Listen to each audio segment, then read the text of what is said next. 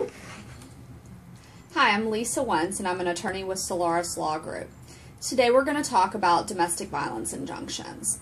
Domestic violence injunctions can be filed in order for one person to protect themselves or their child from another person. Domestic violence injunctions are filed in Broward County by going to room 248 of the courthouse and filing an emergency petition. My advice is that you speak with an attorney prior to filing the petition to talk about what allegations you intend on putting into the petition and what's the best method of including these allegations in a petition. Once the petition is filed with the clerk's office sends the petition up for a duty judge to review. At that time, the judge has three options. They can either grant a temporary injunction, which is basically a temporary restraining order. That temporary restraining order or injunction is going to last for approximately 2 weeks until a return hearing is set. If the judge feels after reading the petition that the allegations don't quite rise to the level of entry of a temporary injunction, then the judge can instead just set an order setting a hearing and give you a hearing for 2 weeks out without giving you the temporary protection of the restraining order or injunction.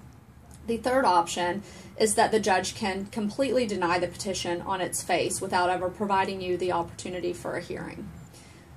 If the first option happens to you and you're given a temporary injunction return hearing date, I would highly suggest that you get in touch with an attorney before the return hearing date.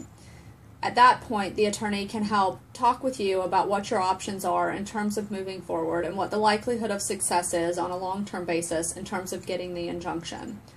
Also, there are many times other issues that are attendant to the domestic violence injunction that you may be able to discuss with the attorney and negotiate some sort of global resolution to all of the issues between yourself and the other party. It's important to know that on a petition for domestic violence injunction, the parties must be related to one another by blood or marriage, have children together, or reside in the same household.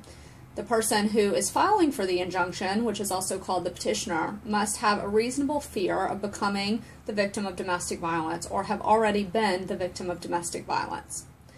For a free consultation about domestic violence and how to go about the process of getting an injunction, contact our office at www.solarislegal.com or by calling 954-601-3737. In domestic violence cases, it's very important that you speak with an attorney and proceed carefully.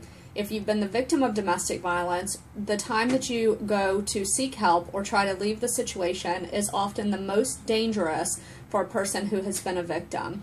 It's important that you speak with a professional who has experience in dealing with domestic violence and get a safety plan in place before